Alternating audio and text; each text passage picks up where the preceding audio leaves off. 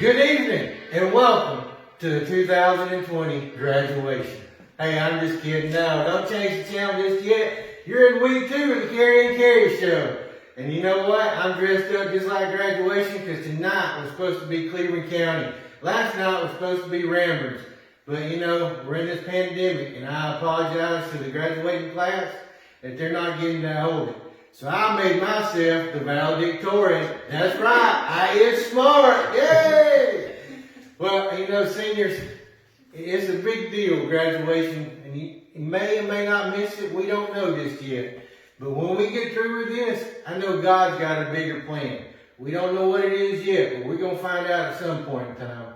You hang in there, hold steadfast, and everything's going to be okay. Well, all right, now I'm going to turn it over to the Carrie and Carrie show.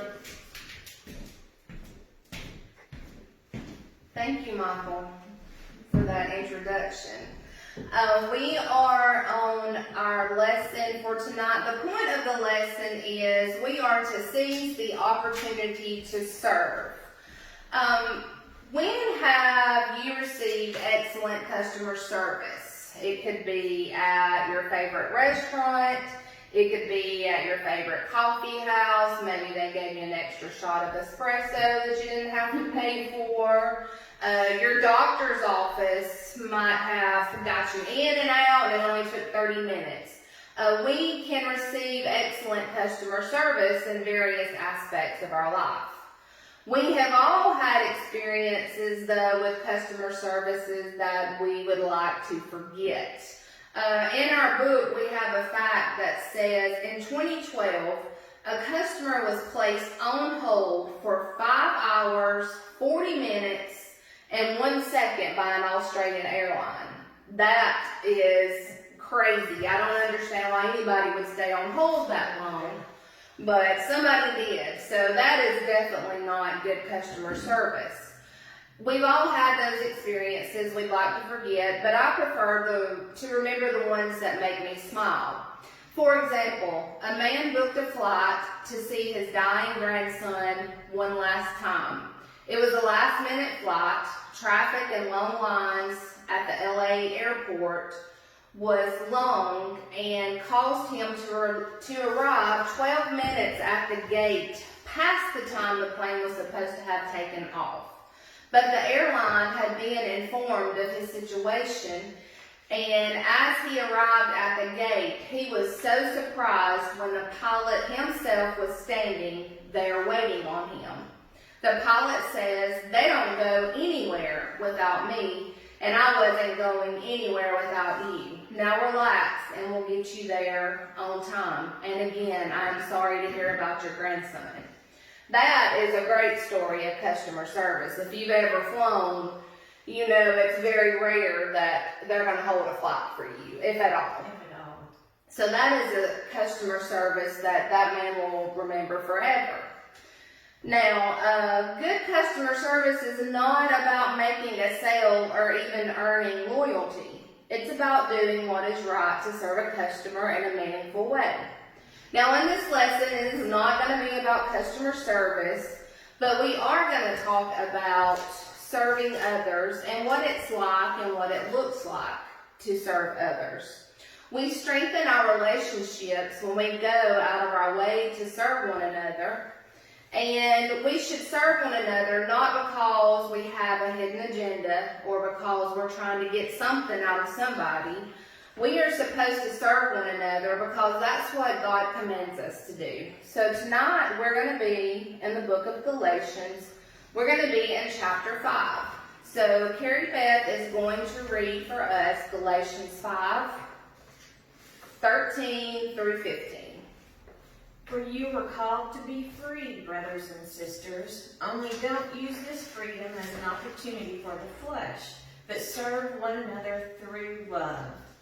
For the whole law is fulfilled in one statement: love your neighbor as yourself, but if you bite and devour one another, watch out, or you will be consumed by one another. Okay, freedom is something that all people naturally crave. From wars have been fought over freedom. People have lost their lives and shed blood over freedom, and we all want to be free. But how does freedom work when we're talking about our spiritual life? We are free, but when sin creeps into our life, it takes away the freedom that we have in Jesus.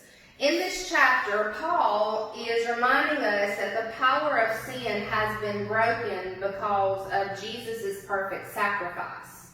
We talked about his sacrifice last week, and we're going to elaborate on that some, because with his sacrifice, that has given us as Christians freedom that we could never obtain on our own.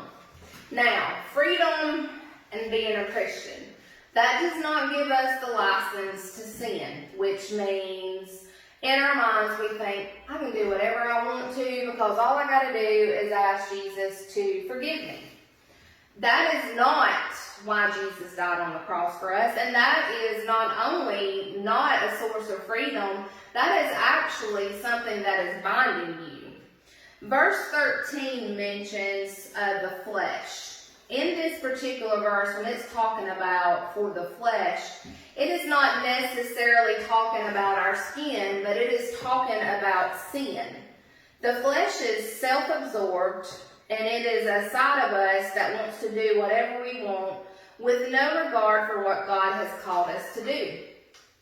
Paul knew that the only remedy for the flesh is an ongoing relationship with Jesus. As we focus on him, we can focus on the throne. He brings into our lives the freedom to be able to know that if we do fall into sin, that he is there to forgive us, and we are called to use our freedom in Christ to love and serve people. So now we are going to move on into Galatians 6, 1 through 5. And we will be on this. I would like to, when I was studying, there was something about each one of these verses that intrigued me, and I studied each one intently. So we're going to go over each verse. And Carrie, Beth, if you'll read 6, 1 through 5, please. Brothers and sisters, if someone is overtaken in any wrongdoing, you who are spiritual, restore such a person with a gentle spirit, watching out for yourselves so that you also won't be tempted. Carry one another's burdens. In this way you will fulfill the law of Christ. For if anyone considers himself to be something when he is nothing, he deceives himself. Let each person examine his own work, and then he can take pride in himself alone, and not compare himself with someone else. For each person will have to carry his own load. Okay, let's go back up to verse 1. It talks about brothers and sisters. If someone is overtaken in any wrongdoing, it's talking about sin. You who are spiritual, restore such a person with a gentle spirit, watching out for yourself so that you won't be tempted. If someone is in trouble due to the struggle of sin, we are supposed to help them with a gentle spirit. We are to treat that person with kindness, patience, and care. Paul does warn us to beware because the devil has his eye on us and would love to wreak havoc and tempt us in our own sin. We have often talked about this on Wednesday nights with Mark Riddle. We went through a few Wednesday nights where we talked about a lot of times we are not real careful with who we choose as our friends. And although we may start out trying to be friends with someone and saying, we are going to help them, they won't influence me, I will have more influence over them. And a lot of times what they're doing, the sin they're doing, instead of you pulling them out, they actually end up pulling you in. And that's what Paul is warning us in this verse, is to be careful because the devil is watching you. And he would love nothing more than to pull you into this same lifestyle of sin.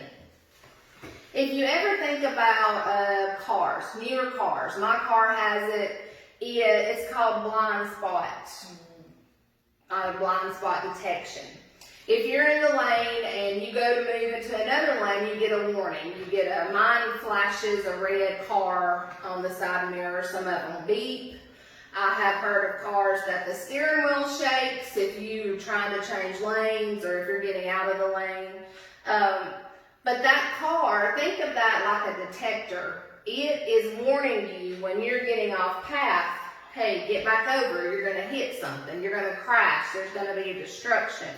If your relationship is where it should be with Jesus, the Holy Spirit will be your lane detector. He's going to tell you when you're veering off path and you're in danger.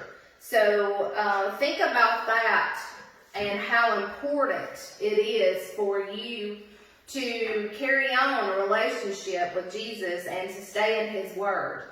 Now, verse 2 is saying, carry one another's burdens. This is talking about helping each other with burdens.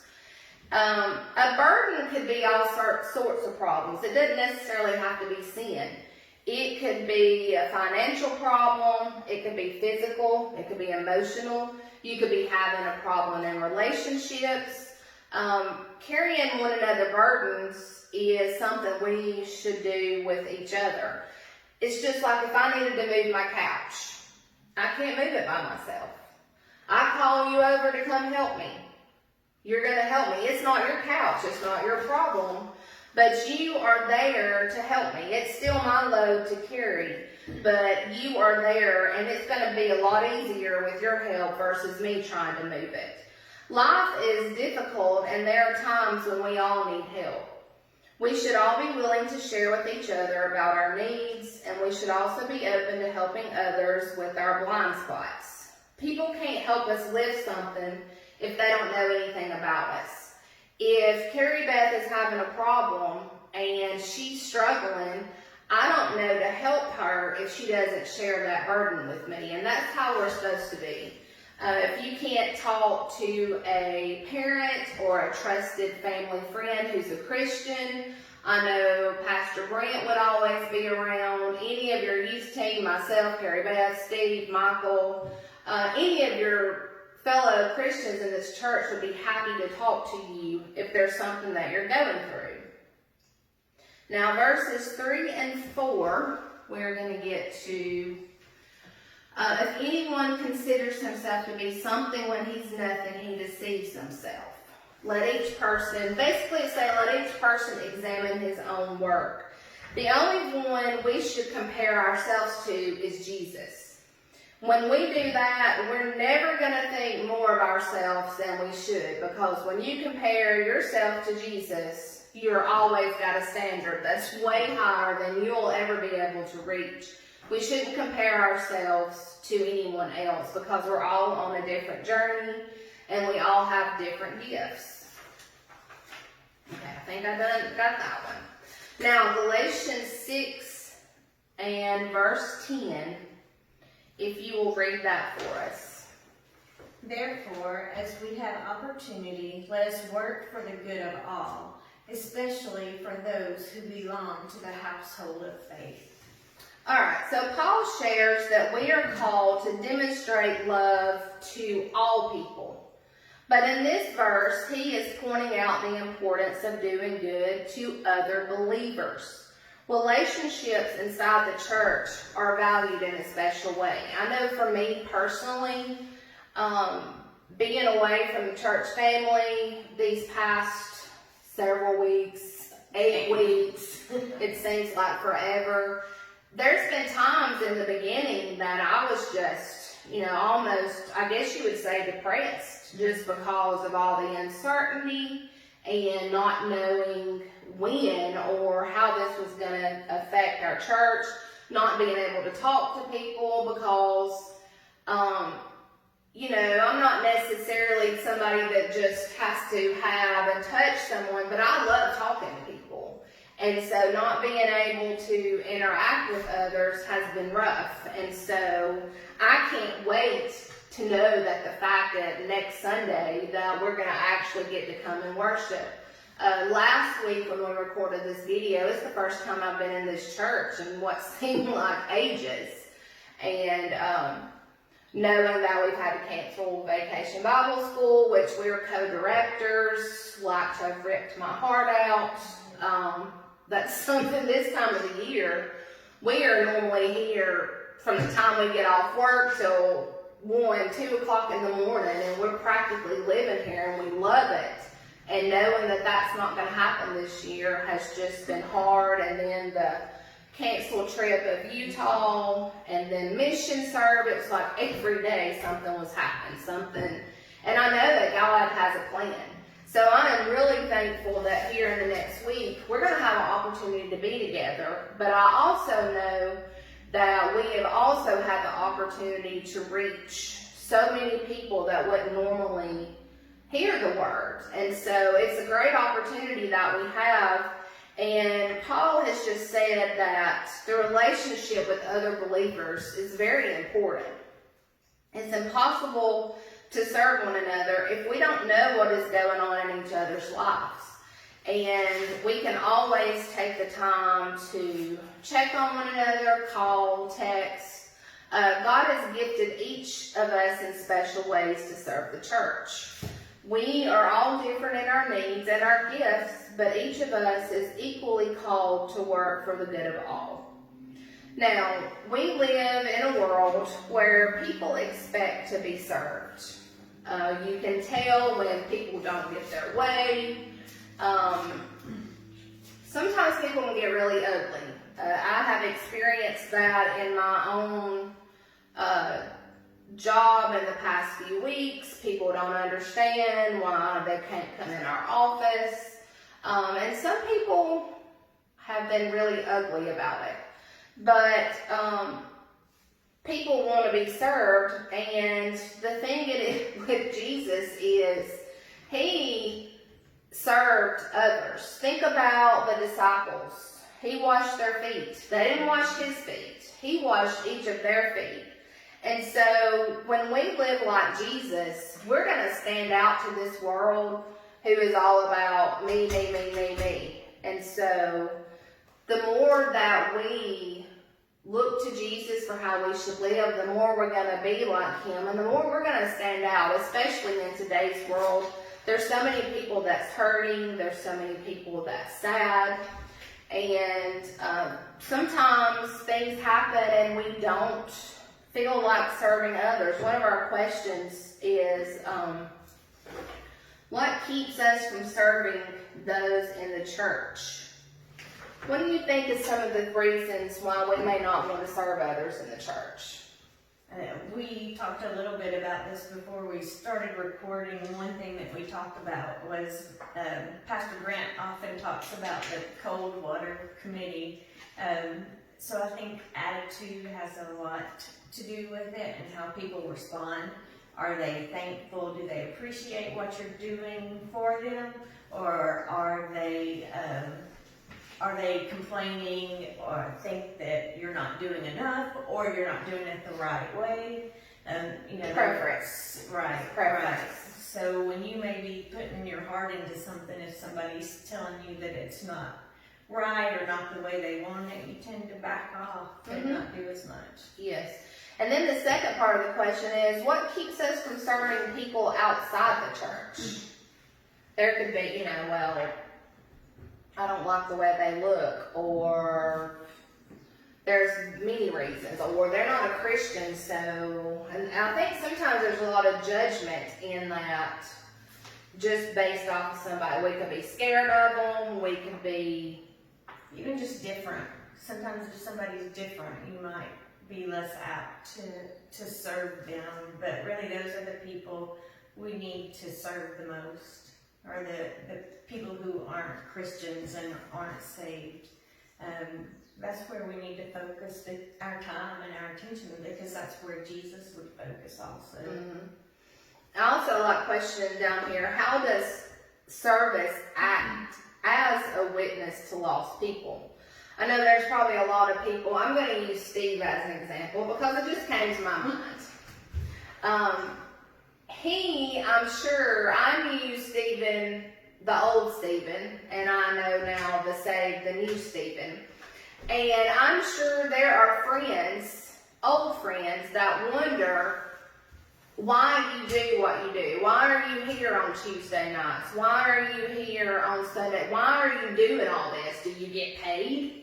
Nope. No, there's no, it's the serving. And there is nothing like, same thing with Vacation Bible School. Somebody asked me one time, or even with teaching, don't you get paid to teach the youth? I'm like, no. Why would I? It's something that you want to do because we're called to serve.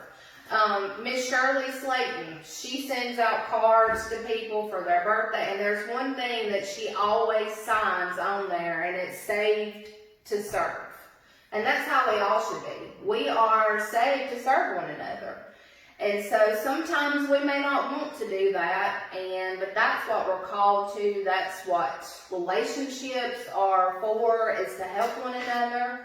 And in this culture, we should strive to put ourselves in a position where we look to meet other people's needs, not what are you going to do for me.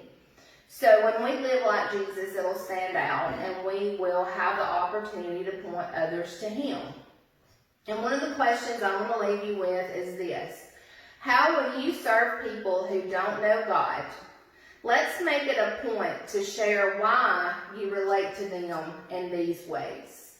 And so I'm going to close with that. Just remember that serving others isn't always a bad thing. It's something that Jesus did countless times in the scriptures, and we should only be comparing ourselves to Him. That way we're not boasting about what we're doing, and as long as we keep our eyes on Him, we will be in the direction that we need to go. And I just want y'all to know I can't wait till we can all see each other again. We love you, and if you need us, you need to talk, you have our numbers, you can message us on all social medias. We have a presence on Instagram and Facebook. So if you need something, just let us know. We love you guys.